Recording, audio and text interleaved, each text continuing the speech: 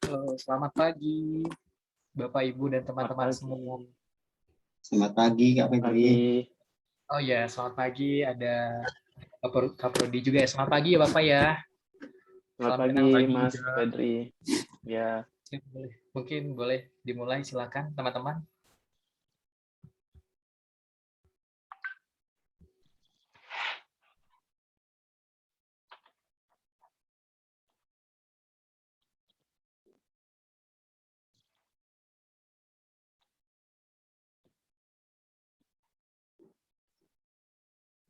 Ya, mohon maaf, mungkin sedang terkendala jaringan, jadi saya wakilkan saja untuk jadi moderator pada siang hari ini. Jadi hari ini kita ada dua pembicara yang pengalaman gitu ya, di bidang keorganisasian. Ada Kak Febri Ramadhani. Selamat pagi, Kak Febri. Selamat pagi. Gimana kabarnya, Kak? Udah agak mendingan ya. Kemudian ada Kak Azura Kaulika sebagai Ketua HMPI ini 2020-2021. Selamat pagi Kak Azura. Ya, selamat pagi semuanya. Pagi Azura. Pagi Fendri, ketemu lagi kita.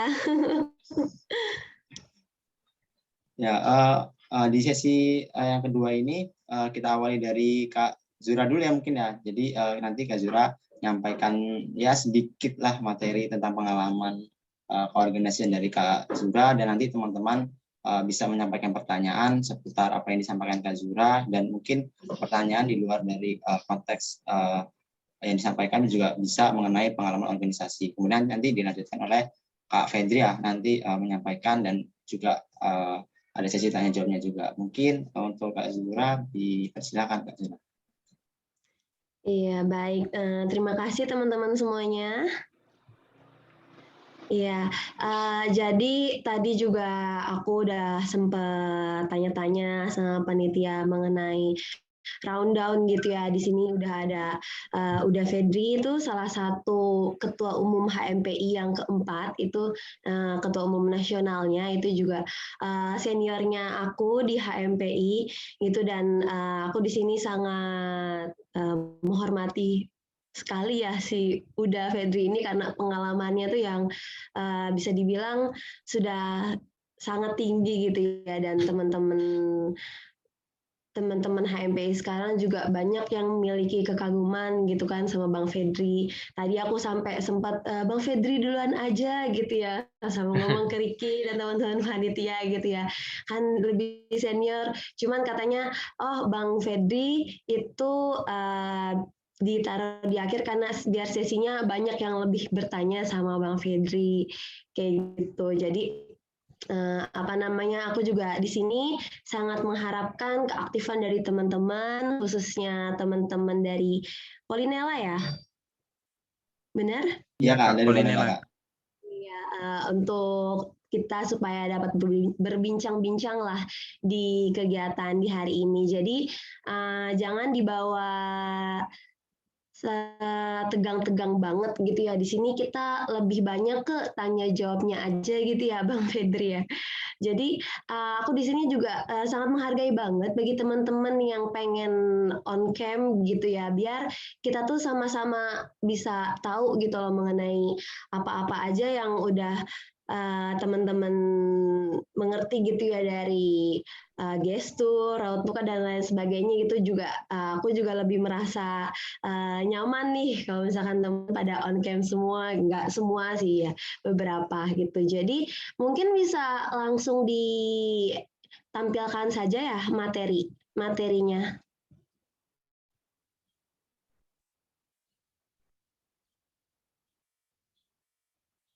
Iya, sebelumnya perkenalkan, Assalamualaikum warahmatullahi wabarakatuh. Aku Azura Kaulika, selaku Ketua Umum Himpunan Mahasiswa Pariwisata Indonesia tahun periode 2020-2021. Lanjut. Ya, di sini bisa dilihat asal DPW aku. Jadi di HMPI itu terdiri dari 6 wilayah ya. Wilayah 1, Dewan Pimpinan Wilayah 1 itu itu Sumatera dan Kepulauan Riau. Dewan Pimpinan Wilayah kedua itu Jabodetabek, Jawa Barat, Banten. Dewan Pimpinan Wilayah ketiga itu Jawa Tengah dan DIY Yogyakarta. Dewan Pimpinan Wilayah keempat itu ada Jawa Timur, dan Dewan Pimpinan Wilayah kelima di situ bisa kita lihat ya, ada Bali dan Nusa Tenggara. Itu adalah kampus asalku, jadi aku adalah perwakilan dari Dewan Pimpinan Wilayah 5 Bali dan Nusa Tenggara, karena kampusku juga dari Universitas Udayana itu. Dan Dewan Pimpinan Wilayah ke-6 itu ada yang namanya Sulawesi dan Kalimantan. Lanjut.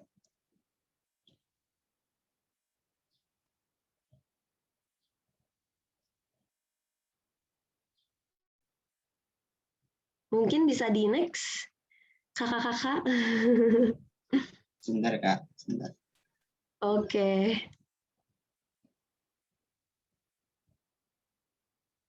Nah, di sini itu tadinya aku kira di sini aku bakal memberikan materi mengenai keorganisasian di awal gitu. Cuman setelah dari situ, setelah berkomunikasi lagi dengan teman-teman ya, dibilang, oh yaudah kita santai-santai aja gitu Kak, lebih ke pengalaman gitu mengenai keorganisasian gimana aja di dalamnya. Jadi kita di sini bakal lebih santai aja ya. Aku pengen nanya, apa tujuan kalian masuk ke organisasi sih sebenarnya? Mungkin banyak di antara kalian ya, di saat aku ngewawancara teman-teman di Dewan Pimpinan Wilayahku atau di kampusku untuk masuk HMPI, atau di saat wawancara pengurus untuk menjadi pengurus ya, pengurus Dewan Pimpinan Pusat, sebagaimana aku sekarang yang ada di kepengurusan pusat, itu kebanyakan bilangnya adalah, kenapa sih kita masuk ke organisasi? Alasannya supaya kita dapat banyak teman Kak, supaya kita bisa kenal sama teman-teman yang lain. Tapi balik lagi deh, kalau seandainya tujuan kalian masuk ke dalam organisasi itu hanya untuk mengenal teman-teman, gimana kalau di saat kalian masuk ke organisasi ternyata teman-teman kalian nggak sesuai sama ekspektasi kalian? Nah, disitulah letaknya bahwa bukan organisasinya yang salah, tapi kalian yang mesti memikirkan kembali apa sih sebenarnya tujuan kalian. Kalau tujuan versi aku itu sebenarnya, jika kalian masuk ke organisasi itu bukan untuk memperbaiki diri kalian, tapi ya untuk memberikan kemajuan bagi organisasi tersebut. Nah, dari situ itu kalian bisa mengembangin diri kalian setinggi-tingginya di saat kalian sudah memiliki kemauan itu. Nah, dalam organisasi ini juga di luar dari hal yang tadi bakalan banyak yang bisa kalian dapat. Seperti mungkin bisa langsung next. Nih ya, seperti halnya pengalaman-pengalaman yang tidak dapat kalian ambil di dunia perkuliahan. Di situ ada tulisannya, organisasi merupakan senjata utama dalam melatih kemampuan kepemimpinan seseorang. Iya benar, ini benar banget. Pada saat di awal-awal aku masuk nih ya ke dalam organisasi itu, aku masih semester 2. Dan di situ aku bisa dibilang ya nggak tahu apa-apa gitu. Benar-benar seorang mahasiswa cewek ya, yang diem-diem baik, ketawa-ketawa ketiwi-ketiwi gitu. Tapi di saat aku ada di organisasi dan aku memiliki minat, oh aku memiliki tujuan dalam organisasi ini, ada yang pengen aku kembangkan dan ada yang pengen aku buat dalam rangka ya untuk ningkatin diri aku sendiri juga gitu. Dan di sini ada tulisan, organisasi merupakan seni dalam manajemen. Bagaimana cara kamu untuk mengatur berbagai karakter dan kepentingan dari setiap kader yang ada di dalamnya. Dari yang dulu aku hanya perwakilan dari Dewan Pimpinan Wilayah 5, terus menjadi kabid keorganisasian di Dewan Pimpinan Wilayah 5 selama 2 periode, terus aku pindah ke pusat, naik ke pusat, ya Dewan Pimpinan Pusat, jadi bendahara, dan sekarang jadi ketum. Itu memiliki proses-proses yang panjang, yang dimana itu nggak akan didapat oleh teman-teman aku yang nggak pernah mengikuti organisasi. gitu. Dari situ aku dapat banyak banget pelajaran tentang bagaimana cara kita mengatur diri kita sendiri. Kedua, mengatur berbagai karakter gitu loh. Biasanya nih ya, dalam organisasi itu kan pasti punya visi dan misi. Habis itu ada program kerja. Habis itu ada tujuan organisasi gitu ya, segala macam. Dari situ untuk kita mencapai tujuan-tujuan tersebut, kita diharuskan untuk bekerja sama dengan teman-teman kita, dan khususnya jika kita terpilih untuk menjadi pemimpin dalam artian kepala bidang atau ketua panitia atau lain sebagainya, kita belajar di situ untuk dapat mengetahui hal itu gitu. Lanjut. Iya, di sini aku pengen sedikit-sedikit sharing-sharing aja ya. Ini pada saat aku di Bali, di STP Bali ya, melakukan audiensi gitu dengan teman-teman di sana, mahasiswa-mahasiswa baru, dan memberikan beberapa materi serta pengalaman-pengalaman di organisasi. Nah, di sini itu aja bakalan kelihatan banget gitu loh. Teman-teman yang nanyanya berkualitas, teman-teman yang nanyanya kepo, itu bakalan terlihat kemauan seseorang dari pertanyaan-pertanyaannya itu gitu loh. Dan disitulah cikal bakal seseorang yang kritis itu dinilai dari hal itu. Jadi bukan berarti kalian di organisasi itu harus ngomong gitu ya. Bahkan baru kemarin malam ada salah satu anggota bidangku ya, dari bidang kewirausahaan. Dia itu cerita, dia dari Padang. Dia cerita, Kak, aku sebenarnya nggak pernah mau ngomong loh sama sekali, sampai kakak nunjuk aku jadi kabid humas. Aku sebenarnya takut banget disuruh jadi kabid humas, tapi karena aku didorong sama kakak, ternyata aku baru tahu ya, aku juga bisa loh ngomong dan berkoordinasi menghubungi orang-orang lain, baik di pemerintahan ataupun di organisasi-organisasi lain.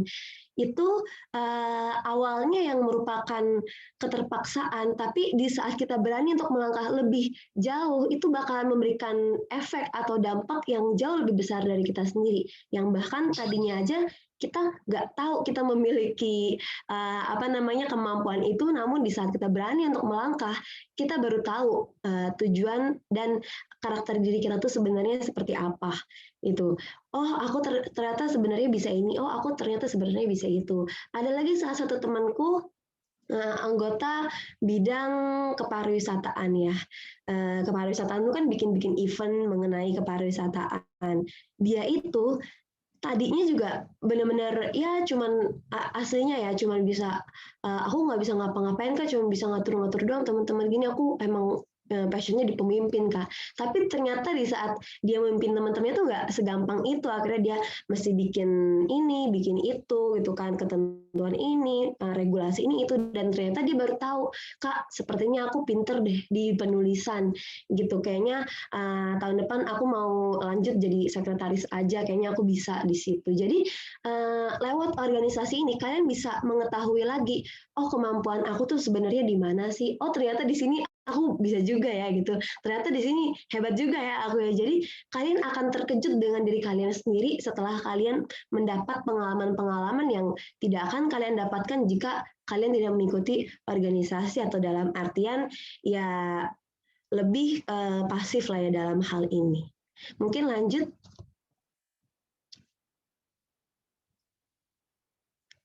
Nah, di sini ada yang namanya SMART ya.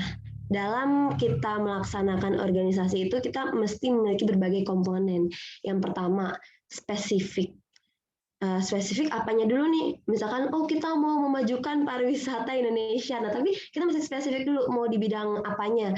Oh, di bidang pemberdayaan masyarakatnya, di bidang keuangan masyarakatnya Kak, atau kita di bidang itu aja, penyaluran SDM gitu, dan lain-lain sebagai banyak lah yang bisa kita lakukan, atau misalkan mau di pengembangan desa wisata dan lain sebagainya, itu kita mesti spesifik dulu dalam merencanakan sesuatu. Terus kedua, ada measurable. Nah, measurable ini tuh kita perhitungkan dulu, ini bisa enggak, ini di mana, ini kita lihat dulu ya latar belakangnya. Oh ini jauh nggak tempatnya, aksesnya kayak gimana gitu. Terus ketiga ada extendable, dapat dicapai. Nah, dapat dicapainya itu dalam artian apa? Oh, ini masih dalam lingkupnya kita nggak sebagai mahasiswa pariwisata gitu, atau ini terlalu tinggi untuk kita. Dan keempat ada realistik, nyambung lagi. Realistiknya seperti apa ya? Seperti itu tadi. Ini yang kita lakukan ini nih sebenarnya mau sebesar apa sih nih? Jangan-jangan kita berekspektasi terlalu tinggi, ternyata kita nggak realistik. Misalkan ya, oh sumber daya manusia kita cuma ada 40 orang gitu kan, ini membutuhkan 100 orang gitu. Oh kayak gini mah butuh dana sekian gitu kan, 200 juta gitu, kita cuma punya dana 120 gitu misalkan. Jadi kita mesti realistik akan hal ini. Dan terakhir ada timely, ada deadline-nya. Jadi dalam kita melaksanakan tugas gitu kan, kita mesti bikin deadline di awal. Misalkan kita bikin program kerja safari, oh bulan sekian ya, bulan Agustus, jadi kita rencanain dari bulan berapa gitu misalkan. Next.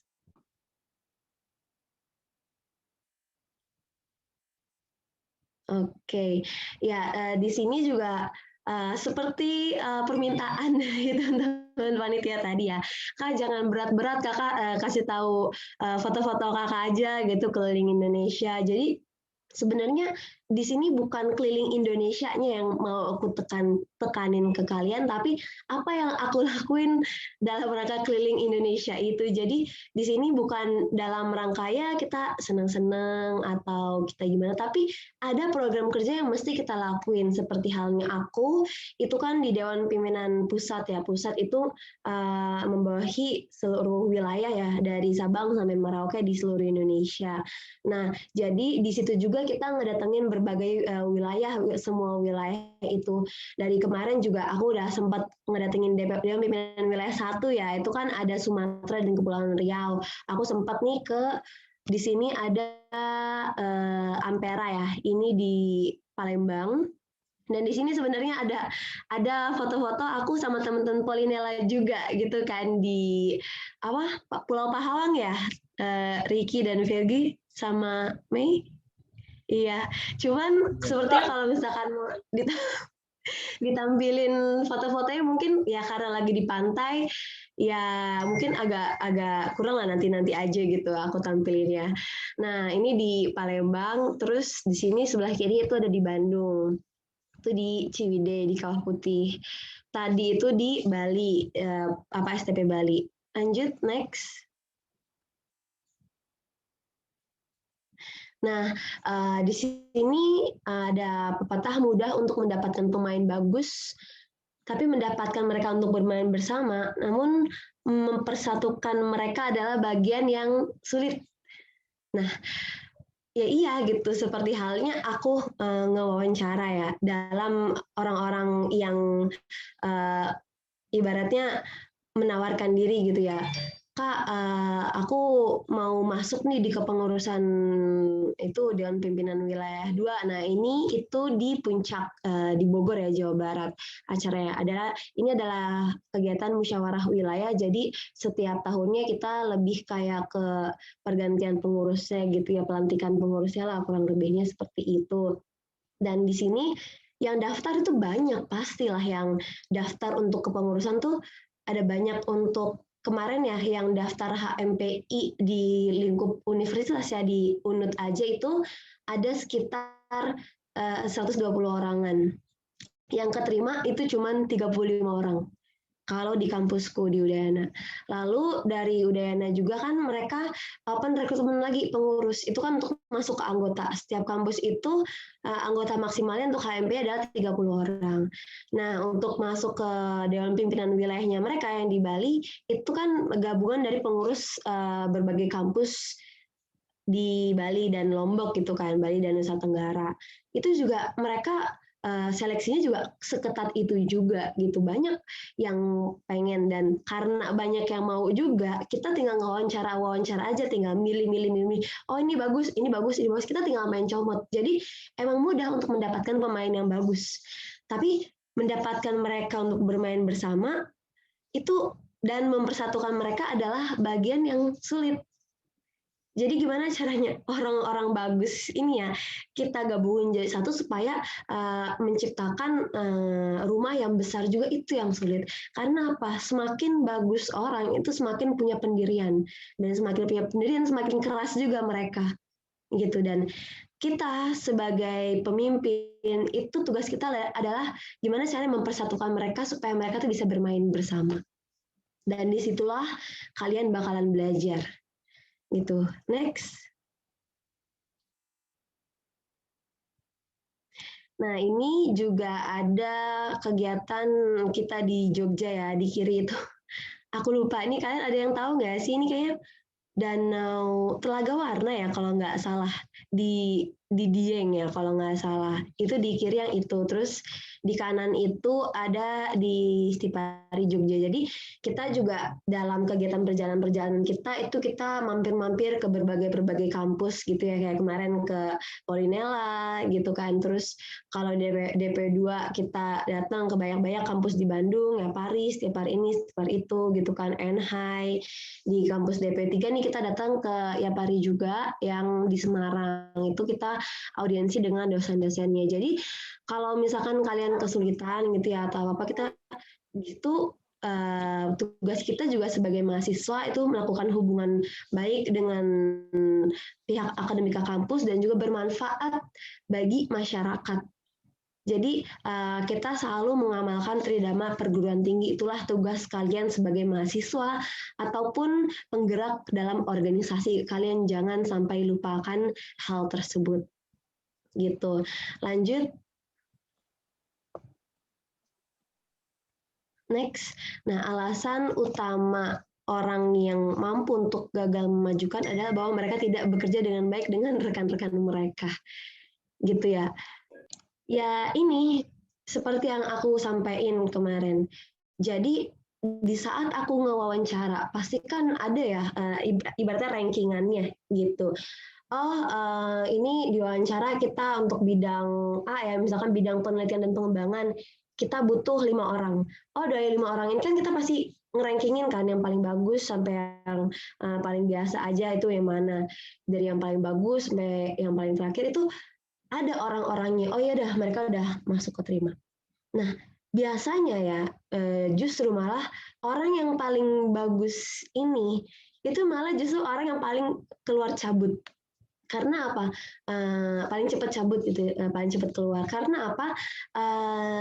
Rata-rata orang yang merasa dirinya itu terlalu ya lebih dari yang lain, itu mereka menolak untuk bekerja sama dengan rekan-rekan mereka. Mereka menolak kayak, aku tuh sebenarnya yang paling mesti kalian dengerin loh gitu. Aku tuh gini-gini. Sementara orang yang tadinya kita pikir biasa-biasa aja, justru dia malah berkembang pesat dari teman-temannya yang lain yang di awal kita pikir mereka ini yang terbaik.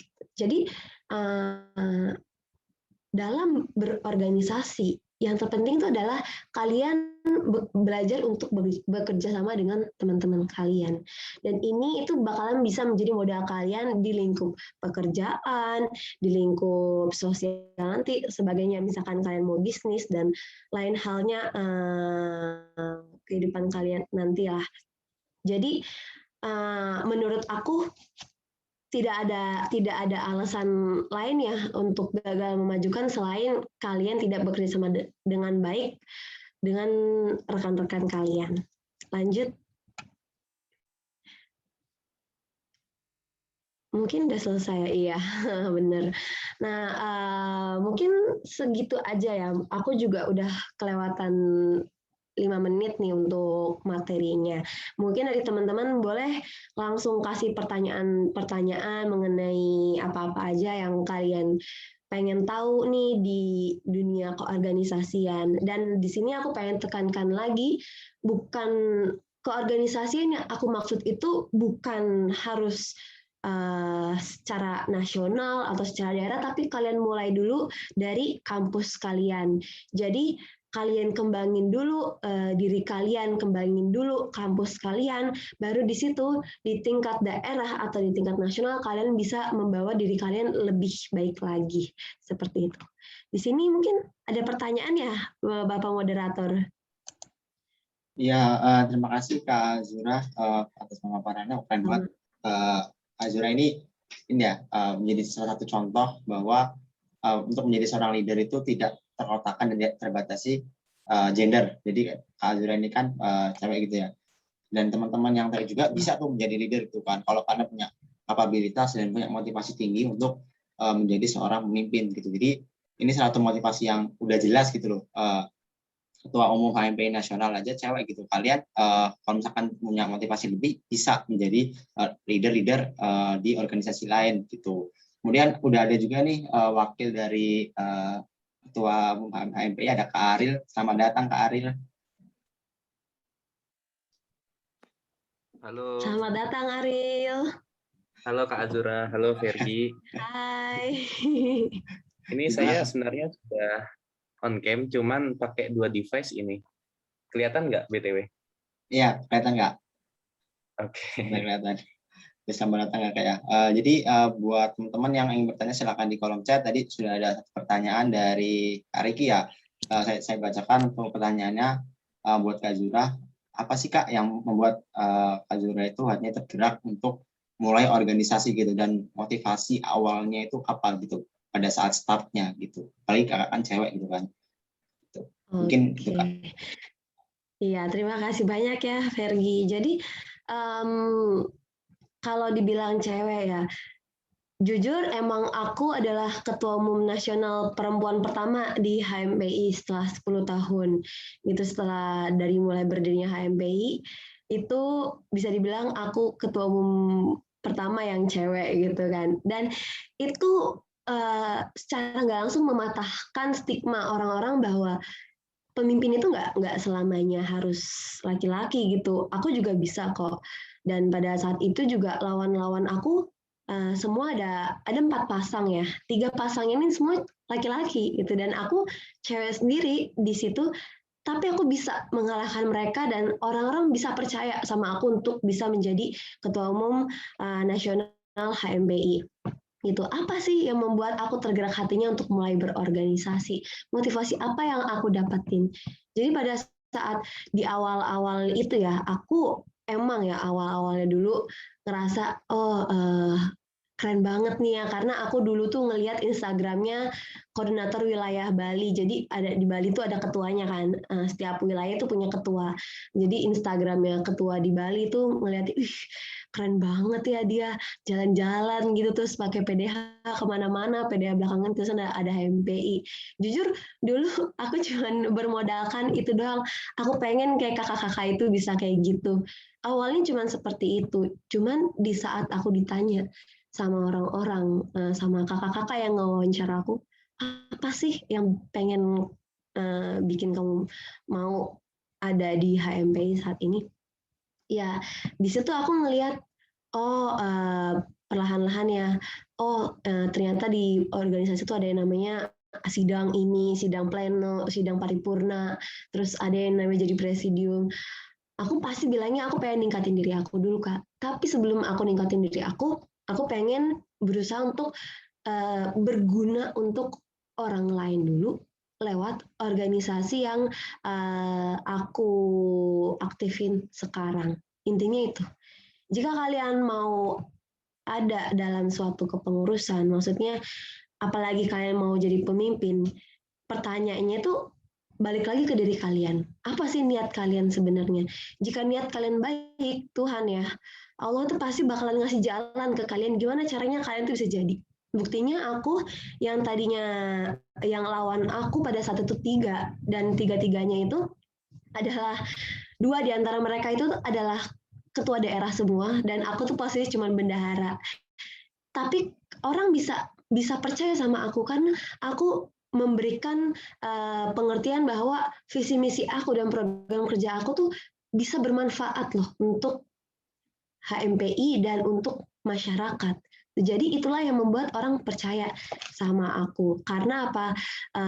Aku memiliki motivasi ya pengen supaya gimana caranya bisa bermanfaat untuk orang lain dan juga mengembangkan organisasi itu sekalian mengembangkan diri aku sendiri.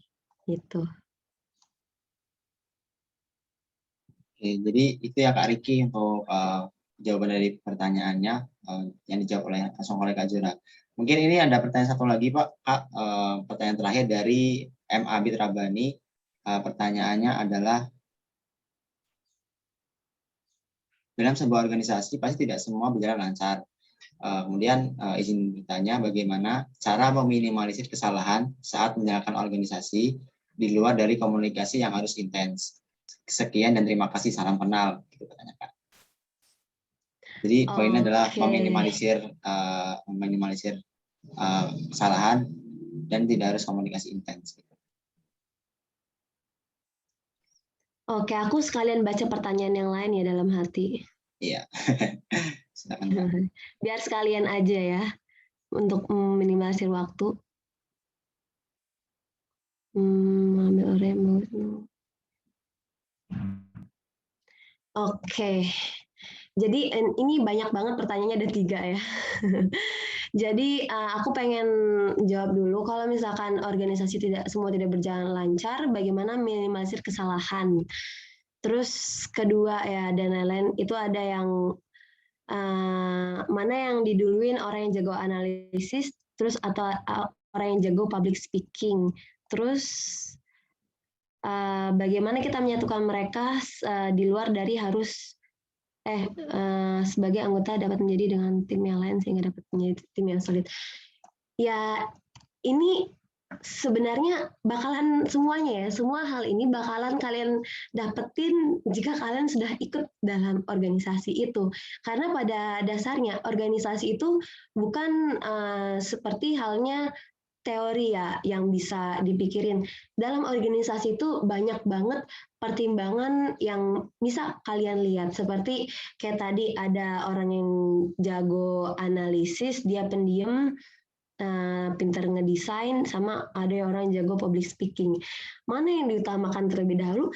Nggak bisa kita utamakan, semuanya itu penting gitu. Jadi organisasi itu bukan berfokus sama satu orang, tapi semuanya.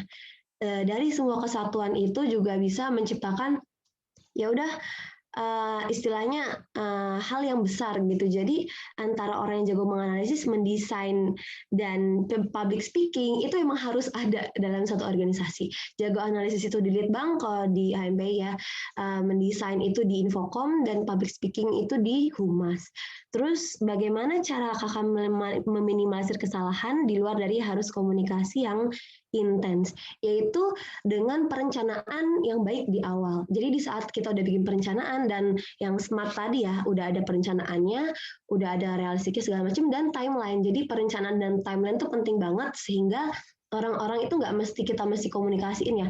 Oh kamu harus gini ya, jangan lupa kamu gini, jangan lupa kamu gini, ntar kamu gini. Jadi dari awal udah dibikin perencanaannya. Misalkan kalian bikin acara, nanti kalian tanggal sekian bikin ini ya, terus bulan sekian tambahin itu, bulan sekian cari sponsor, bulan sekian kalau bikin desain flyer gitu. Terus di situ juga ada job desk-nya, bidang divisi acara kayak gini, divisi Infocom kayak gini, divisi Humas ngapain aja gitu. Jadi orang-orang udah tahu tugasnya dan udah tahu tanggal deadline-nya gimana. Jadi kalian itu tinggal ngerekap, udah selesai ini udah ada semua, ya udah ntar kita tinggal rapatin lagi evaluasi kayak gitu. Terus untuk mengambil orang yang namun menyatukan mereka adalah hal yang sulit. Bagaimana cara kita menyatukan mereka? Selain itu, bagaimana cara kita sebagai anggota dapat menjadi satu dengan yang lain sehingga menjadi tim yang solid? Yaitu dengan komunikasi gitu. Gimana caranya kita nyatuin semua orang supaya jadi kesatuannya solid? Ya harusnya komunikasi. Jadi sampai tadi malam ya, aku juga ada permasalahan sama tim Humasku. Wakilku si Ariel yang sudah datang itu juga sampai ngasih tahu gini, emang sulit sih ya, lebih sulit satu orang pemimpin yang memahami 100 orang di bawahnya daripada 100 orang di bawahnya yang memahami pemimpin. Jadi memahami 100 orang memahami satu pemimpin emang lebih gampang.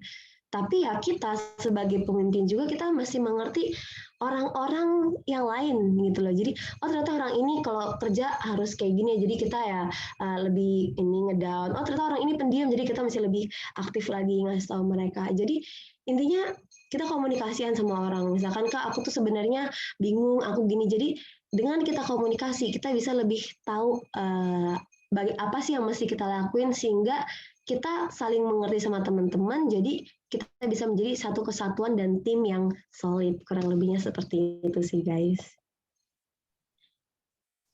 Oke, semoga terjawab ya untuk pertanyaan dari Immanuel dan Abid. Tak kerasa ya untuk sesi Kajura kayaknya Ya, sama-sama. udah ini juga. Ricky, Immanuel.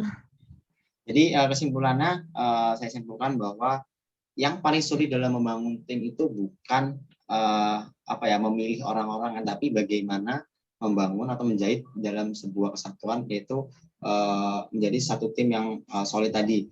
Nah, low profile menjadi salah satu keharusan bagi masing-masing anggota organisasi untuk mau mendengar dan mau bekerja sama satu sama lain sehingga membentuk organisasi yang solid tadi. Mungkin itu ya Kak Zura untuk pemaparannya dan sharingnya. Terima kasih Kak Zura udah mau sharing pada acara talkshow hari ini. Iya. Kita sama-sama Ricky, Immanuel, Abid, dan Erni ya sama-sama guys menjawab yang di kolom chat. Ya mungkin belum semuanya terjawab ya. Oke Kak Zura. Oke selanjutnya kita ada narasumber satu lagi nih yang tidak kalah berpengalamannya gitu ya sebagai ketua juga di HMPI keempat, yaitu ada Kak Fedri. Selamat siang Kak Fedri. Oke, selamat siang. Manggilnya apa nih Kak? Udah apa? Udah. Bebas ya, bebas mau dipanggil apa aja ya. Udah boleh. Iya, karena Kak Fedri udah Fedri ini orang Padang ya, orang Sumatera Barat. Jadi ya, manggilnya udah gitu ya. Oke, boleh. Mungkin udah Fedri ada materi atau langsung menyampaikan secara langsung mengenai apa itu penting berorganisasi dan pengalaman udah Fedri mengenai organisasi, boleh disampaikan Kak. Baik. Boleh langsung diputarkan aja ininya, di share screen yang tadi saya kirim.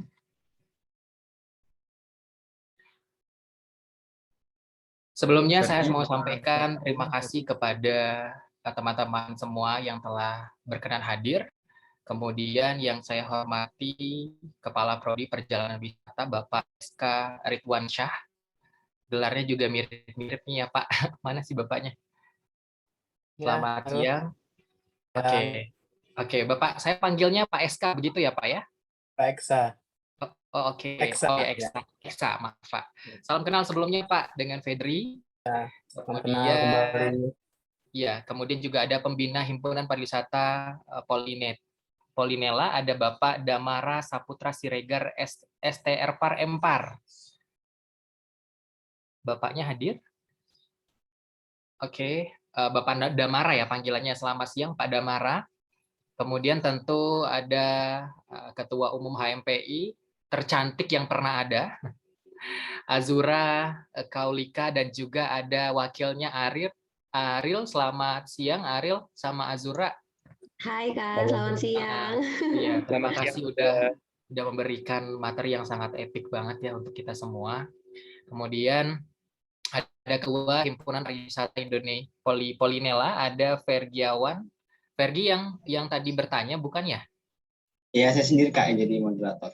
Oke, baik, kamu sendiri ya. Oke, salam kenal Fergi. Terima kasih telah bersedia memoderatori saya sebagai speaker. Saya boleh mohon izin ke teman-teman semua hidupkan kameranya masing-masing karena saya nggak tahu teman-teman lagi tidur kah atau lagi makan. Ya, boleh hidupkan kameranya. Karena nanti percuma kalau saya ngomong ternyata teman-teman juga nggak nyimak ya. Sayang sekali loh, ilmunya jarang-jarang, dan memang saya spesialkan banget hadir untuk teman-teman di sela-sela kesibukan saya yang sangat padat banget. Terlebih kemarin sempat orang tua baru saja meninggal, tapi masih teman-teman semua. Saya mau dan mohon kesediaan teman-teman untuk bisa menghidupkan kamera masing-masing. Takutnya ada yang tidur gitu loh. Oke, sudah hidup semuanya. Ini sepertinya masih 20%, 30%. Kalau nggak sampai 50%, saya nggak mau mulai. Boleh hidupkan kameranya? Biar saya kelihatan tuh teman-teman yang cantik-cantik, yang ganteng-ganteng, anaknya UPW. UPW ya, jurusannya ya, prodinya ya. Iya Kak, benar Kak. Fergi? Iya. Oke, teman-teman semua, salam kenal. Saya Fedri Ramadan. Kebetulan saya memang satu background dengan teman-teman semua. Saya juga lulusan usaha perjalanan wisata di SMK-nya. Kemudian S1 saya manajemen perhotelan, juga masih pariwisata. Kemudian S2 saya di Trisakti Jakarta, juga pariwisata, namun fokusnya lebih ke MICE, dan juga masih erat hubungan dengan travel agent juga. Dan saat ini pekerjaannya ada beberapa. Boleh di-share screen?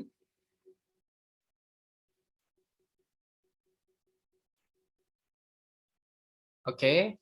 Saat ini bekerja di Nira Group Jakarta. Ini perusahaannya lebih bidangnya ke travel agent, OTA, ya, online travel agent, kemudian MICE company, kemudian kita juga ada villa dan hotel.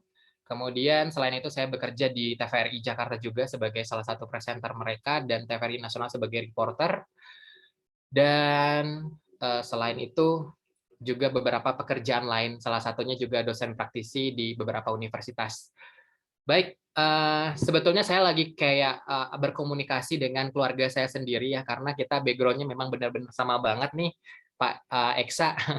Sama banget ya, sama-sama lebih ke destinasi atau lebih ke usaha perjalanan wisata, juga udah cukup paham dengan UPW. Jadi lebih enak dan mungkin semoga lebih nyambung juga. Kita akan sambungkan dengan organisasi. Boleh next. Nah, saya memilih judulnya lebih ke urgensi organisasi karena menurut saya ini lebih kondisi urgent. Tidak banyak mahasiswa saat ini yang berpikir organisasi itu penting. Padahal menurut saya sendiri hampir 82% organisasi itu berpengaruh terhadap karir kalian ke depannya, bahkan setelah kalian kuliah. Next. Nah, ini konsep pendidikan dari mahasiswa saat ini, tujuan akhirnya adalah mutu kualitas lulusan ya. Jadi bukan bukan sekedar dia tamat S1 atau tamat S2 terus menjadi terjun ke dunia industri, kan enggak, tapi lebih ke bagaimana mutu dari dirinya masing-masing. Jadi bukan ke tingkat maksudnya tidak fokus kepada tingkat pendidikan. Nah, kemudian untuk mewujudkan mutu ini bagaimana? Harus seimbang yang namanya kurikuler dan juga ekstrakurikuler. Apa itu kurikuler? Nanti kita akan bahas. Kemudian itulah yang akan menunjang nantinya tujuan perguruan tinggi itu untuk tercapai. Nah, di kurikuler sendiri kita dilatih untuk hard skill, kemudian ada soft skill juga, dan itu terkait dengan ekstrakurikuler. Nah, boleh di next, lanjut. Nah, ini kalau yang tadi bingung bedanya kurikuler, mungkin ini juga udah bahasa kalian dari SMA. Kegiatan akademik yang meliputi kuliah, pertemuan kelompok, bimbingan penelitian, praktikum, tugas mandiri, belajar mandiri, dan karya tulis ilmiah. Itu lebih ke akademik ya. Kemudian kegiatan ekstrakurikuler ini seperti apa? Ya kegiatan kemahasiswaan yang meliputi penalaran dan keilmuan, minat dan kegemaran, dan salah satunya adalah organisasi. Next. Kita bahas secara singkat saja. Nah, kemudian apa yang disebut dengan hard skill dan soft skill tadi? Ini dua hal yang memang harus kita punyai setelah kita lulus. Karena kalau salah satu saja, misal hard skill saja, misal lebih ke akademik tanpa organisasi, kegiatan sampingan, itu menurut saya sama dengan zero ya. Agak susah kalian berkembangnya setelah kalian lulus. Karena hard skill itu lebih ke pengetahuan, teknologi, keterampilan. Sementara soft skill lebih ke bagaimana kalian bersosialisasi. Next. Di enter boleh. Nah, ini kalian boleh lihat, boleh di enter. Fergi boleh di enter. Oke, ini judulnya sepertinya masih belum saya revisi nih. Nah, teman-teman, untuk personal sendiri, apa sih ini manfaat dari kalian ikut organisasi? Kita lihat di sebelah kiri kalian itu personal, itu lebih memperluas pergaulan, kemudian nilai sosial, kemudian Yang personal yang kedua itu lebih ke time management. Jadi dengan ada organisasi kalian bisa mengatur waktu, kemudian meningkatkan pengetahuan dan wawasan dengan berorganisasi, juga kalian akan mendapatkan skill komunikasi. Selain itu dengan berorganisasi kalian akan menumbuhkan yang namanya skill kepemimpinan. Nah, di masa depan apa efeknya? Yaitu lebih dengan berorganisasi kalian menjadi suatu ajang berlatih di dunia kerja dan siap bekerja di dalam tekanan. Ini beberapa dampak yang kalian bisa dapatkan kalau kalian ikut organisasi di masa kuliah. Next. Nah, kemudian pasca organisasi ini apa manfaatnya? Yang ini saya tidak lebih ke teori ya. Kalau teori mungkin Pak SK mungkin lebih paham ya. Cuman saya lebih fokus lebih fokus kepada experience yang pernah saya alami atau saya lakukan dan saya jalani so far. Pertama, dengan banyaknya organisasi, to be honest, teman-teman saya aktif lebih dari 10 organisasi sampai saat ini. Ya, jadi bukan cuma 1, 2, 3, tapi lebih dari 10. Apa manfaatnya setelah saya berorganisasi di masa kuliah dulu adalah ketika saya lulus, saya menjadi salah satu rebutan dunia kerja. Alias kalian akan menjadi akan menjadi satu point of interest bagi dunia industri untuk ngerekrut kalian dengan harga mahal. Saya bisa kasih lihat kalian ke sini. Mahal saya tulis di sana. Jadi gini, dengan sebanyaknya organisasi, kalian juga akan meningkatkan value atau harga dari kalian sendiri. Jadi tidak tertutup kemungkinan kalian dibayar lebih dari orang yang sekedar tamatan atau akademisi yang biasa kita bilang dengan istilah kupu-kupu tadi ya. Kuliah pulang. Kemudian siap menjadi pemimpin muda. Nah, dengan kedewasaan dan kepemimpinan yang matang kita dapatkan di organisasi, di dunia kerja yang saya rasakan, saya malah lebih siap untuk menjadi salah satu pemimpin di perusahaan atau organisasi tersebut atau lembaga. Kenapa? Karena di organisasi dulu, di kuliah saya dipancing untuk terus bagaimana memecahkan masalah, mengambil keputusan, memadu-madankan ribuan dari mahasiswa se-Indonesia, bahkan di HMPI kan totalnya kan ribuan ya anggotanya kalau dikaji betul. Nah, untuk menyatukan kepala se-Indonesia menjadi satu itu PR banget, dan itu di situ saya dilatih sehingga bermanfaat nantinya ketika di dunia kerja. Syukur alhamdulillah sekarang di umur segini bisa menjadi pemimpin perusahaan dengan bahkan anggota-anggota atau tim saya malah umurnya lebih kayak 45 tahun, 50 tahun atau 30 tahun ke atas, sementara saya sendiri masih 20 tahunan. Nah, kenapa saya bisa menjadi pemimpin mereka? Karena memang didapatkan dari organisasi tadi. Kemudian berikutnya percepatan karir dengan organisasi, kita juga akan lebih cepat. Karir kita itu tangganya akan lebih cepat dilewati ketimbang seseorang yang memang cuma sekedar akademisi biasa. Next.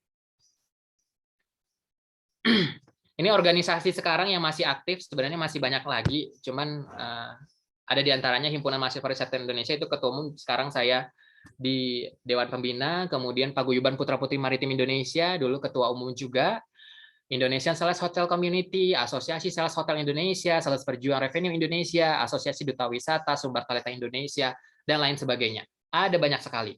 Next. Nah, tadi teman-teman berpesan, tadi saya juga lihat Azura nge-share foto-foto ya. Akhirnya saya buruin barusan untuk nge-share foto-foto dan melampirin foto-foto mungkin nggak begitu sempurna, cuman ini gambaran buat kalian semua. Teman-teman boleh lihat, ini yang saya lakukan semasa kuliah, bukan semasa kerja. Ini poinnya ya. Jadi di usia teman-teman sekarang, ini yang saya dapatkan dengan organisasi. Wakil Indonesia Malaka, Wakil Indonesia Sampena Bulan Bahasa Malaysia, itu 2015. Wakil Indonesia Puisi Sedunia Numera, seluruh negara hadir di sana. Saya adalah salah satu pembaca puisi dari Indonesia. Kemudian Wakil Indonesia di Maranto Expo Singapura. Ini juga seluruh dunia datang ke sini, namun saya membawa nama baik Indonesia. Kemudian yang sebelah yang paling bawah, yang pakai baju pink, itulah pemudi terbaik Indonesia yang akhirnya disambut oleh kedubes dari Singapura.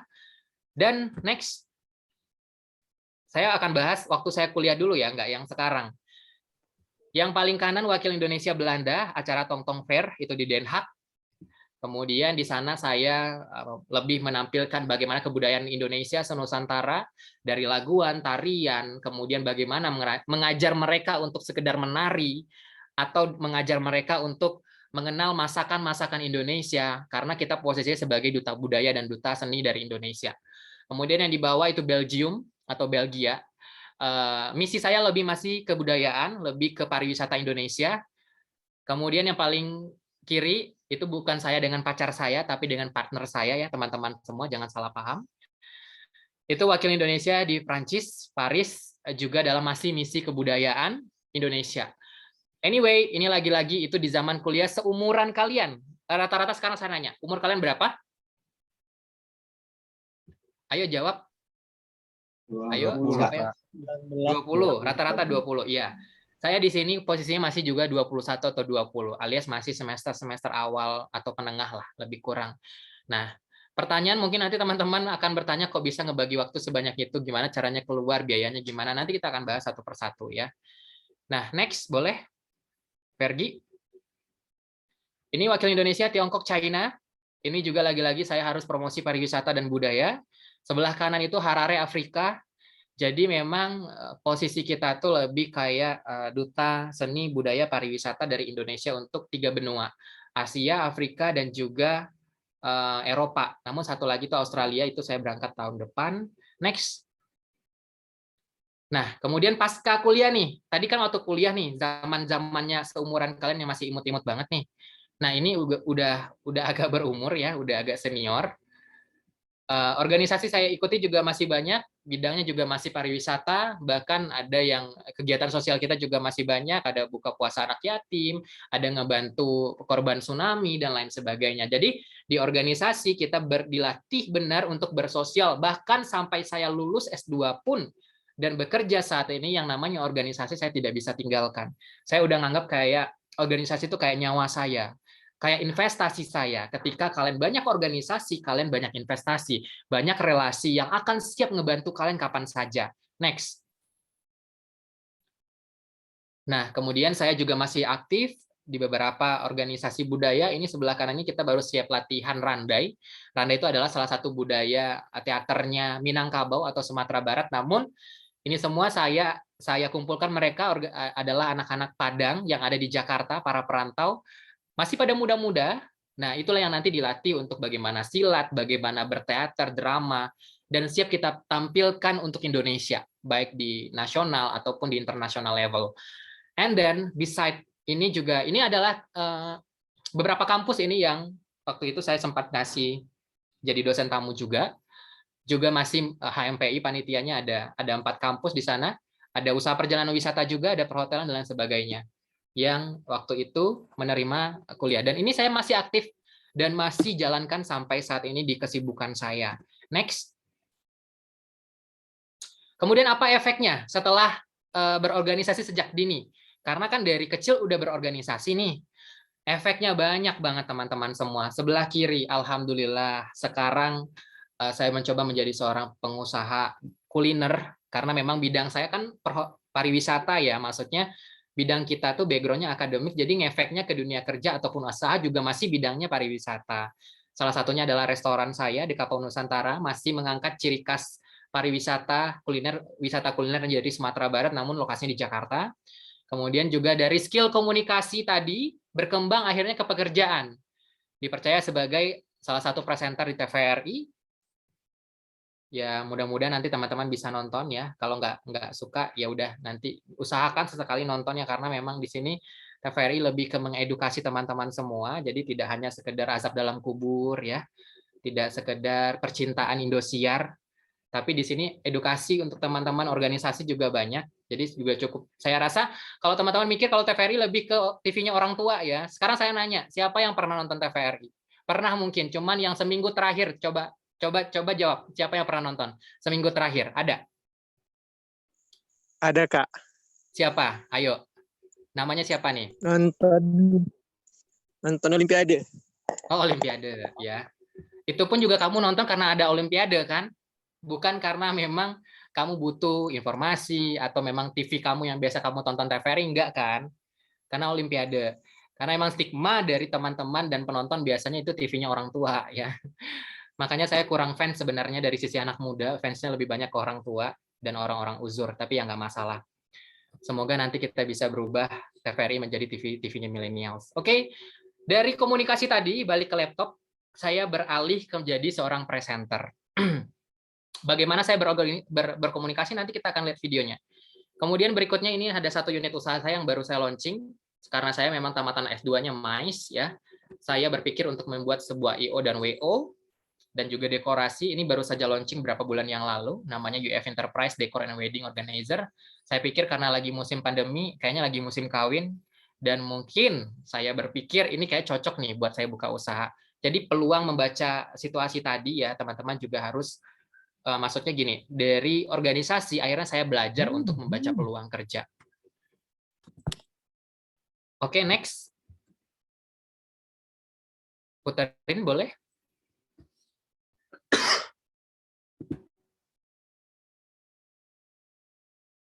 Nggak ada suara, suaranya nggak ada ya? Iya, Kak. Yuk, gimana? Ulang aja, Kak. Belum masuk audionya. Nggak bisa diputar ya suaranya ya? Ya udah kalau gitu. Berarti saya lihatin komunikasi saya kayak gimana ya ke teman-teman. Ya udah nggak apa-apa, nonton aja di sosmed, di Instagram mcjakarta_pro, jangan lupa follow ya. Oke, baik, beralih ke PowerPoint-nya, next.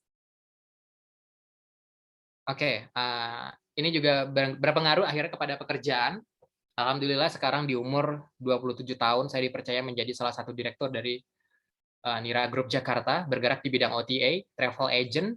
Travel agent adalah industri akhir dari teman-teman semua. Saya yakin usaha perjalanan wisata salah satu bidang target kerjanya adalah di travel agent ya, ataupun di MICE.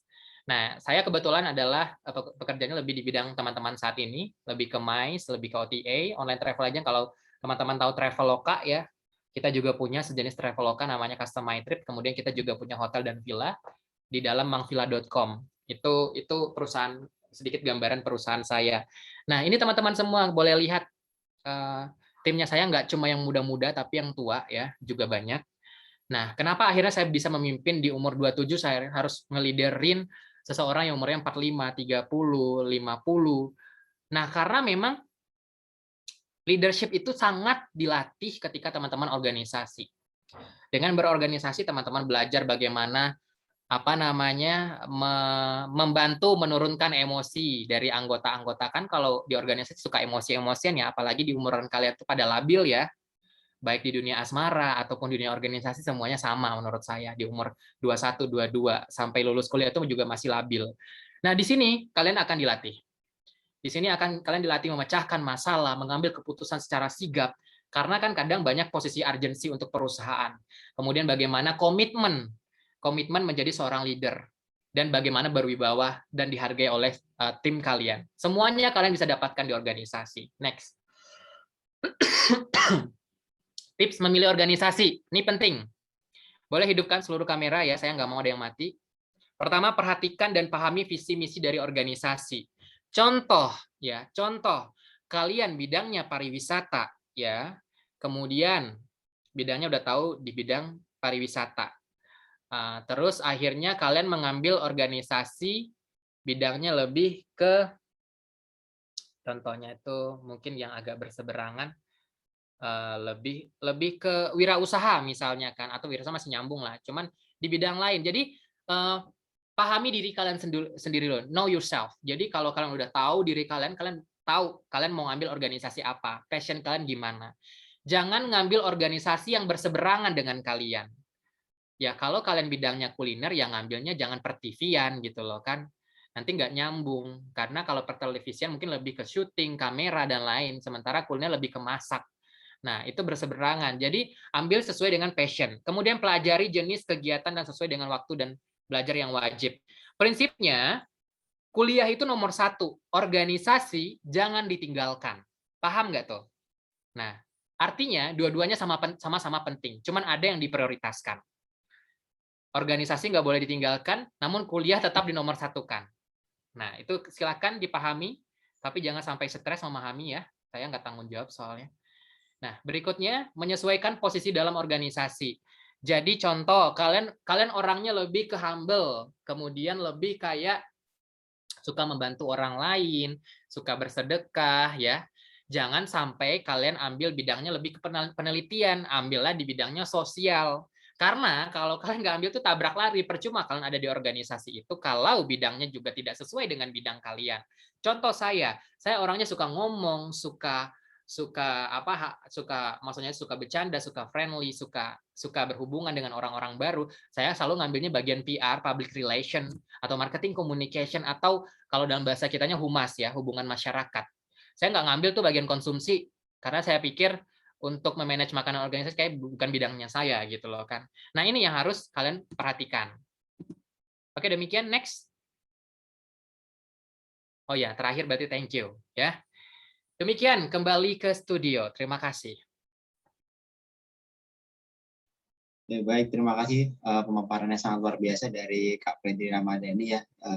Ini pengalamannya luar biasa banyak teman-teman yang bisa kalian adopsi, yang bisa kalian pelajari dari pengalaman beliau. Dan silakan buat teman-teman yang ingin bertanya silakan di kolom chat. Namun sebelumnya saya ada beberapa pertanyaan nih Kak yang mungkin bisa mewakilkan teman-teman, yaitu ada kalau misalkan motivasi orang berorganisasi itu kan karena ingin dapat relasi tadi ya, yang udah sempat dibahas juga. Nah, menurut Uda Fedri ini, apakah relasi ini sangat berguna untuk masa depan gitu Kak, pada saat kita berorganisasi dan mungkin demisioner dari organisasi itu? Oke, baik. Sangat berguna. Tadi saya udah informasikan sebetulnya dari awal kalau organisasi buat saya berefek, organisasi atau relasi yang saya dapatkan efeknya 82% dari 100%. Artinya lebih dominan.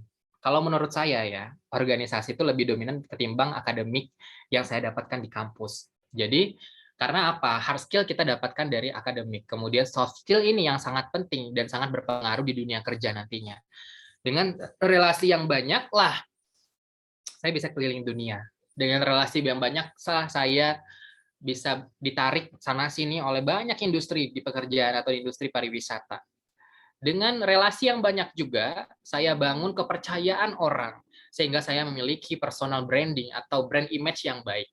Nah, itulah pengaruh relasi tadi. Karena apa? Contohnya aja ya gini loh, teman-teman. Teman-teman suatu hari jualan tiket pesawat nih, karena UPW ya.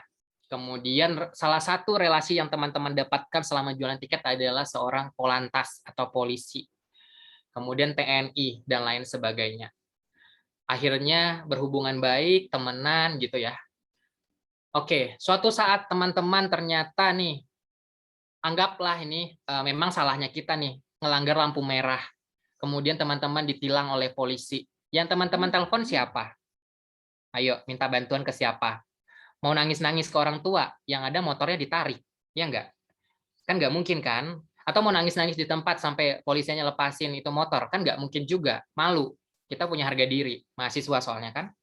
Yang teman-teman telepon pasti adalah polantas kenalan teman-teman. Saya ini bicara realistis saja ya. Saya nggak harus ngenutup-nutupin gimana kondisi saat ini.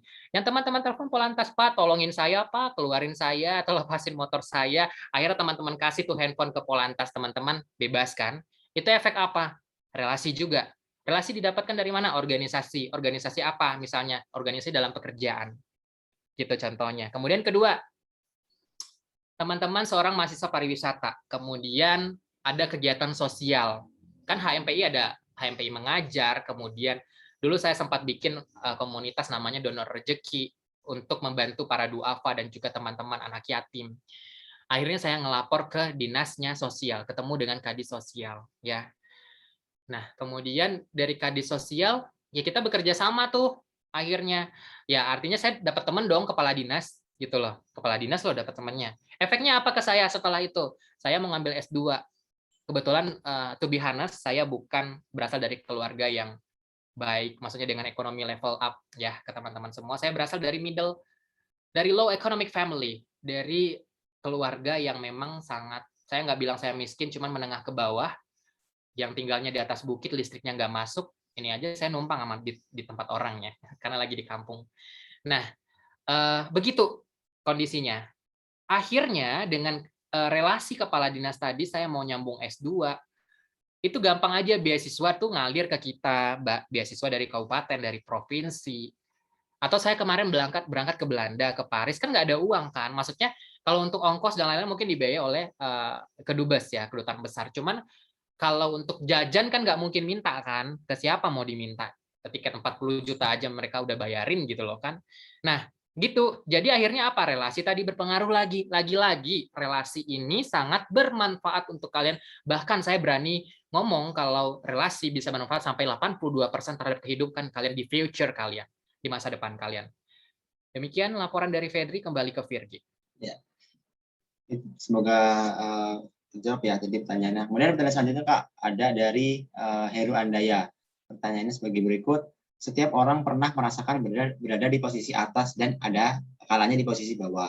Nah, bagaimana menurut Kakak selama berkecimpung dalam organisasi pada saat Kakak berada di posisi sulit dalam berorganisasi tersebut dan bagaimana tips menghadapinya? Di dalam organisasi ya memang ada yang namanya suka duka ya.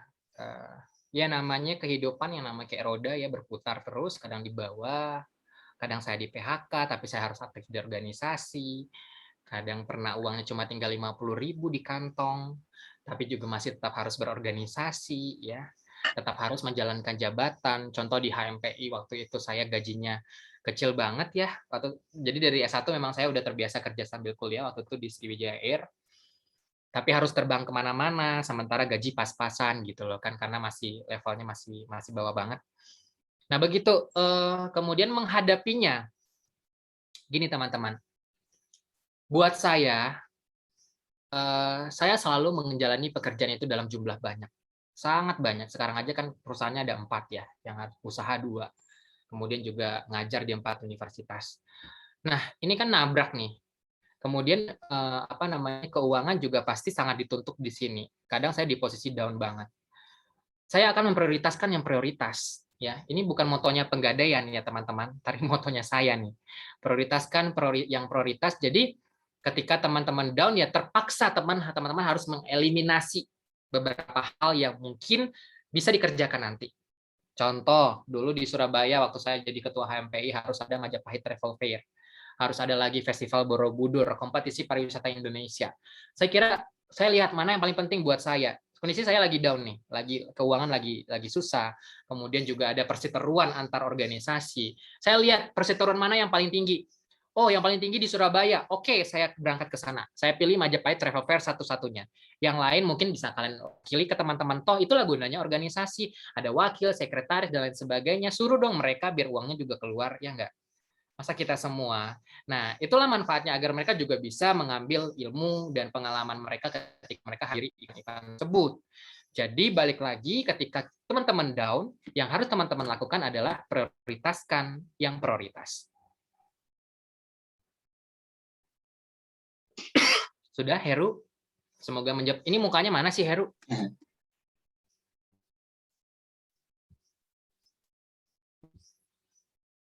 Oke. Kendala-kendala Kak. Oke, terima kasih jawabannya Kak Fedri. Kemudian ini nyambung Kak pertanyaannya sebenarnya dari apa yang Kakak sampaikan, yaitu tentang manajemen diri dan manajemen waktu. Ini ada pertanyaan dari Anhar Aciputra. Bagaimana cara Kakak dalam mengatur waktu dalam berorganisasi dengan kegiatan lainnya? Gitu, Pak. Ya, sebenarnya tadi saya juga udah sampaikan. Dulu saya aktifnya kalau di zaman kuliah itu 7 organisasi sekaligus. Saya juga bekerja sebagai kepala cabang Sriwijaya Air di Padang. Kemudian juga guru ngaji ya kebetulan. Kemudian juga pelatih bidang seni. Nah, itu saya jalani sekaligus teman-teman semua. Tapi kenapa saya akhirnya bisa bagi waktu? Sebetulnya saya juga nanya ke diri saya kok saya bisa gitu loh kan. Tapi ternyata setelah saya ulik-ulik, kenapa akhirnya saya bisa bagi waktu? Karena seluruh bidang pekerjaan, organisasi, kesibukan, ternyata itu satu bidang. Satu bidang. Jadi saya nggak mencelak-mencelak kemana, ke sana ke sini, enggak. Bidangnya juga masih pariwisata aja. Organisasi yang saya ikuti pariwisata seni budaya. Pekerjaan juga pariwisata. Kemudian juga bidang hiburan. Ya kalau guru ngaji mah itu kayak apa ya, kepuasan personal lah ya untuk akhirat teman-teman semua. Nah, yang maksudnya juga tidak itu apa tabrak lari karena dengan menjadi seorang qori atau ini saya jadi terbantu juga dengan sisi emosional saya. Nah, gini. Jadi jawabannya bagaimana mengatur waktu bisa saja. Kalian punya buku, kalian catat tuh hari ini pekerjaan yang penting apa aja. Mana yang paling besar tekanannya, mana yang harus didahuluin dan dibutuhkan segera. Tulis 1, 2, 3, 4, 5. Terus jangan lupa, itu jamnya dikasih. Contoh, kamu bikin tugas. Anggap aja kalian nih, kita ngambilnya skala kecil aja, small circle. Jadi misalnya kalau kalian kuliah, kadang kan kalau dosen kan nggak mau tahu ya, kalau ngajar ya. Maksudnya dosen kan beda-beda banyak mata kuliah. Dia kan nggak ngelihat kalian juga kalian lagi ada tugas atau enggak. Yang penting dia ngajar terus dia kasih tugas. Ternyata numpuk di kalian. Dari 7 mata kuliah 7-7-nya ngasih tugas. Pernah nggak kejadian kayak gitu? Ya kan? Nah, dosen emang peduli ya, dia nggak mau tahu dong. Tugasnya kan ngajar dan ngasih tugas. Ya nyelesain tugas ya kalian. Kalian mau 7 tugas, 8 tugas atau sampai babak belur pun, ya itu adalah kewajiban kalian. Nah, gimana caranya untuk mengatur ini? Sama ini time management loh diperlukan.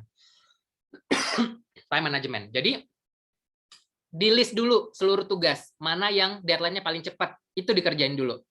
Kemudian mana yang paling susah dan butuh waktu agak lama, itu kerjaan terakhir. Karena yang cepat-cepat dulu nih, biar juga kelar, hatinya agak tenang dikit untuk bekerja. Nah, gitu caranya. Begitu juga pekerjaan. Saya yang paling penting kuliah, ya udah kuliah dulu. Kemudian pekerjaan gimana? Ya sedikit pukul bacok dengan manajer ya udah biasa ya, resiko pekerja sambil kuliah itu begitu. Jadi ya kalau di warning, dimarahin, ya udah sabar aja. Toh kita dikasih duit kan ya, itu yang penting kan. Kita dikasih jajan sama dia, ya kalau dia maki-maki, mohon maaf ya, bahkan diteriakin yang dengan kata-kata yang tidak menurut saya tidak manusiawi pun, dikatakan binatang dan lain sebagainya. Ya nggak apa-apa, di situ kan kita kan di organisasi udah dilatih untuk punya mental bagus. Kalian juga kan pukul bacok juga kan di organisasi, berantem-berantem juga kan, di situ loh mental kalian diuji.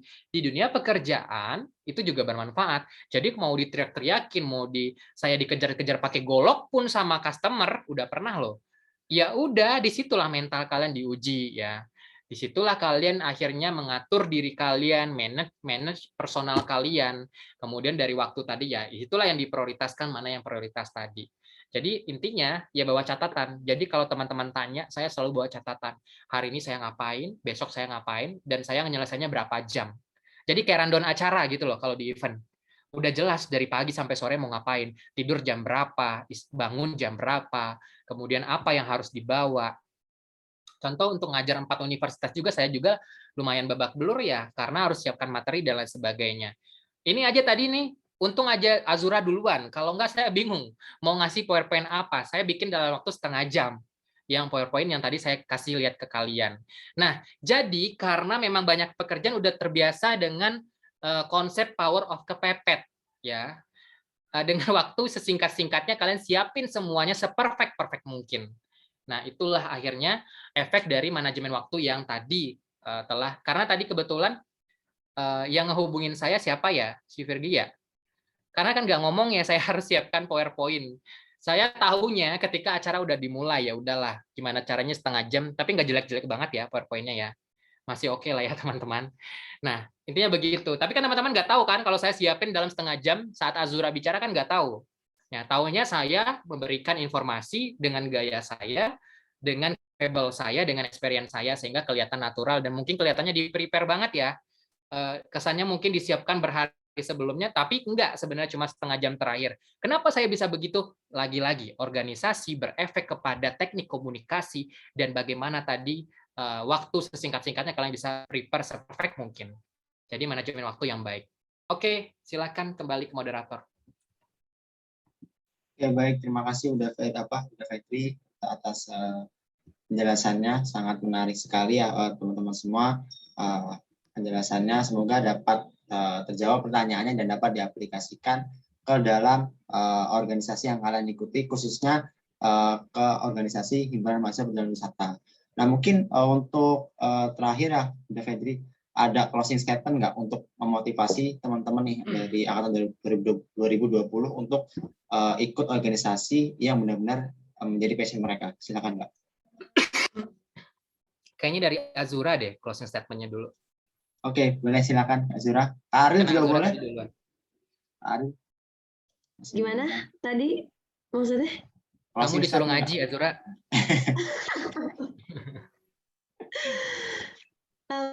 Closing Ya, statement. intinya sedikit saran, aku nggak bakalan banyak-banyak, mungkin nanti bakalan ditutup ya oleh Bang Fedri yang sangat berpengalaman terkait untuk public speaking nih ya. Jadi kalau teman-teman nanti mau ada butuh moderator tentang public speaking, boleh juga nih gitu kan, hubungin Bang Fedri gitu. Sering juga kalau Bang Fedri jadi ini narasumber untuk itu. Dan khususnya bagi teman-teman di sini, itu kalian jangan takut untuk memulai, intinya itu dulu. Tapi dalam kalian memulai pun kalian juga mesti punya tujuan dan juga tidak tidak melakukan semuanya dengan asal-asalan gitu. Misalkan aku mau ikut-ikut hima jurusan ya perjalanan wisata gitu. Tapi mau ikut-ikut aja, tapi di tengah kegiatan kalian menghilang gitu. Jadi jika kalian mau melakukan sesuatu, lakukanlah dengan sepenuh hati, dengan serius, karena balik lagi tadi, organisasi itu adalah bagaimana caranya kalian bekerjasama dengan orang lain. Kalau misalkan di tengah-tengah kalian meninggalkan teman-teman kalian kan ya ini juga gitu kan, kasihan juga teman-teman kalian gitu. Dan yang terpenting jangan ragu untuk memulai gitu. Apapun yang mau kalian lakuin, intinya kalian lakuin aja dulu. Kayak misalkan tadi Bang Fedri juga menyampaikan bahwa banyak banget nih organisasinya, ini segala macam, kerja dan segala macamnya. Yang penting kalian terima aja dulu. Kalian accept the challenge aja dulu. Entah kenapa nanti juga kalian juga pasti bakalan bisa mengatur diri sendiri gitu dalam menjalani itu semua. Jadi jangan pernah takut, cari pengalaman sebanyak-banyaknya di himpunan jurusan kalian gitu, supaya kalian juga bisa membawa nama kampus kalian di tempat-tempat yang lain. Kurang lebih seperti itu. Terima kasih guys. Terima kasih Kak Zura. Kemudian mungkin terakhir Kak Fedri bisa menyampaikan closing statement-nya. Oke. Terima kasih Azura. Poinnya adalah jangan, pertama sepenuh hati, kedua nggak ada kata terlambat sih untuk berorganisasi ya. Itu poin dari Azura yang baru saja saya tangkap. Kemudian apa sih statement dari saya untuk teman-teman semua? Di sini totalnya ada lebih kurang 80, kadang 85, kadang 87, kadang 80 ya. Sepertinya udah makin menurun. Mungkin ngantuk kali ya. Oke, nggak apa-apa. Cuman ada beberapa poin yang teman-teman harus ingat dari apa yang saya sampaikan tadi. Pertama, organisasi itu adalah cikal bakal dari seorang milenial sukses setelah kuliah. Ya, apapun yang teman-teman mau bisa teman-teman dapatkan dengan berorganisasi sejak dini. Ya memang tidak ada kata terlambat. Mumpung teman-teman masih pada muda-muda, baru masuk atau baru semester berapa gitu loh. Sekaranglah saatnya teman-teman berorganisasi.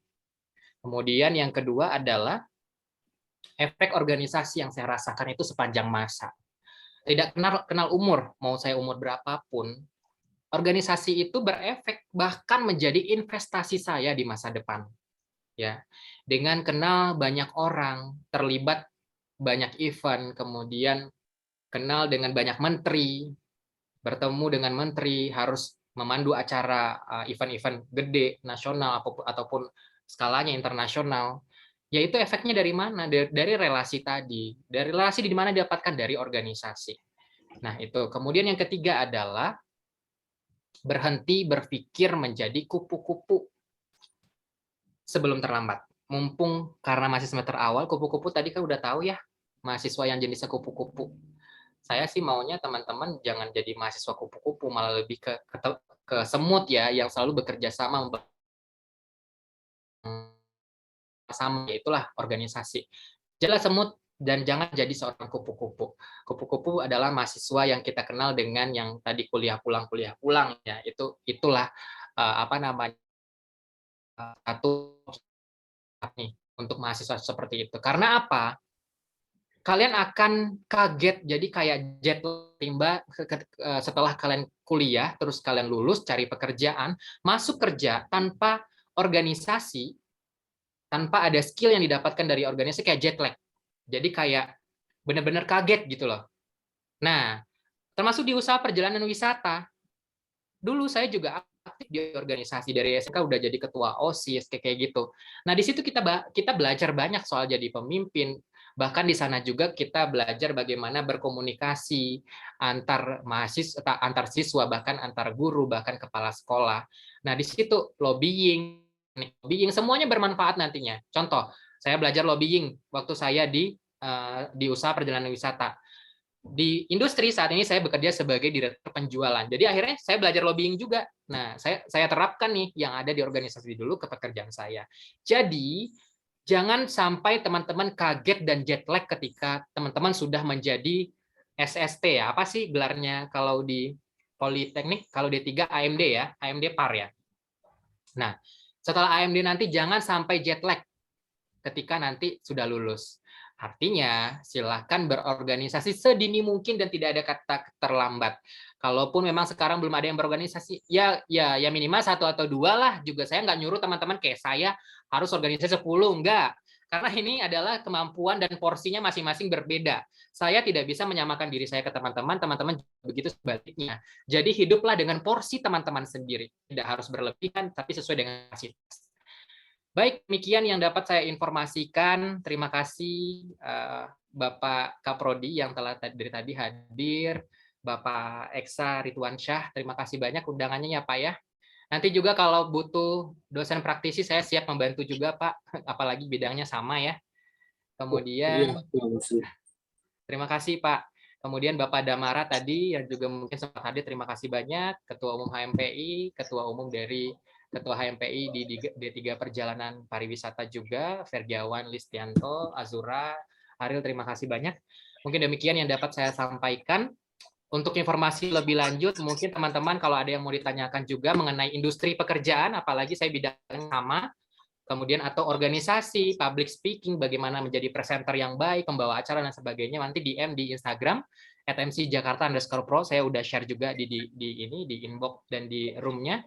Boleh nggak follow juga nggak apa-apa, cuman kalau mau DM boleh. Semampu saya akan jawab. Demikian Virgi, demikian Pak Eksa, demikian Azura, kembali ke studio. Oke, terima kasih Kak Febri atas penyampaiannya, dan tidak terasa sudah di penghujung acara ya untuk siang hari ini, dan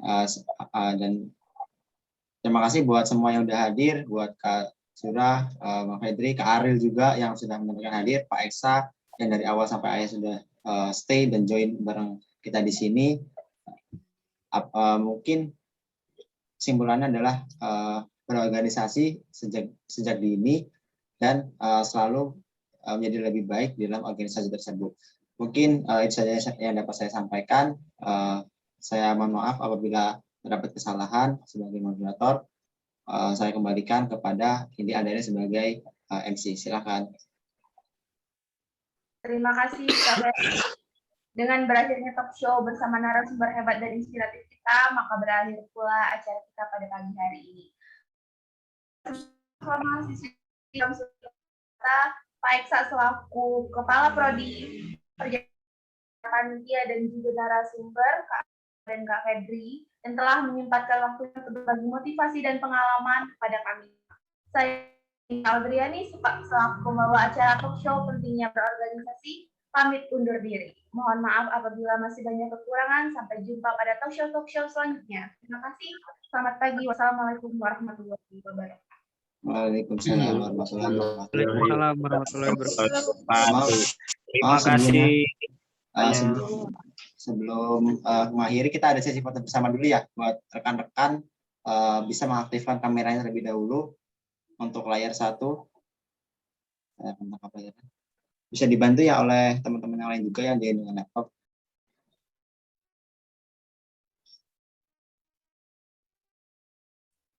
Oke, silakan on cam yang bisa on cam.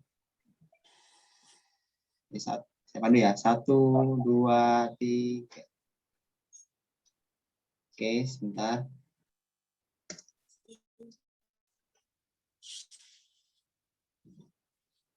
Harus gini ya? Boleh, ayo sama-sama begitu. Mana jempolnya? Ayo, jempolnya mana? Ayo adik-adik. Oke, Nah, 1, dua boleh, dua. Dua 2. boleh.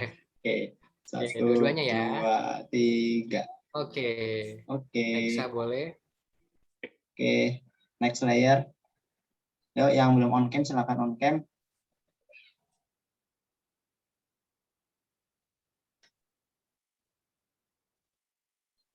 Oke, 1, 2, 3. Oke, terima kasih. Oke, terima kasih Oke, semuanya. terima kasih ya. Saya Terima kasih, pamit. Mbak. Terima kasih banyak undangannya. Sampai ketemu lain waktu dan di lain program. Assalamualaikum warahmatullahi wabarakatuh. Waalaikumsalam. Waalaikumsalam Terima kasih warahmatullahi banyak wabarakatuh. udah. Terima kasih, Kak. Saya izin live ya.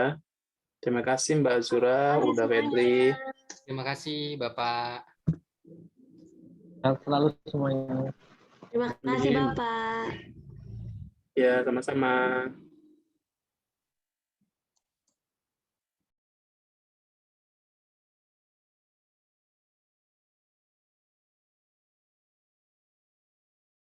Mbak Anggi, cek Mbak Anggi.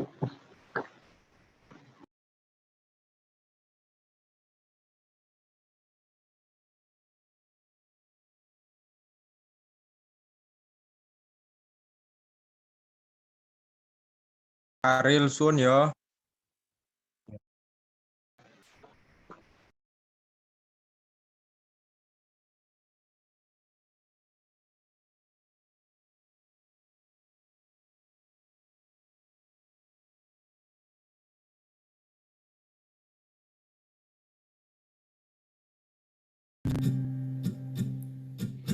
Oh, apakah ini memang cinta? Selalu berbeda saat menatapnya. Oh, mengapa aku begini, hilang berani dekat denganmu, ingin ku memilikimu, tapi aku tak tahu bagaimana caranya. Tolong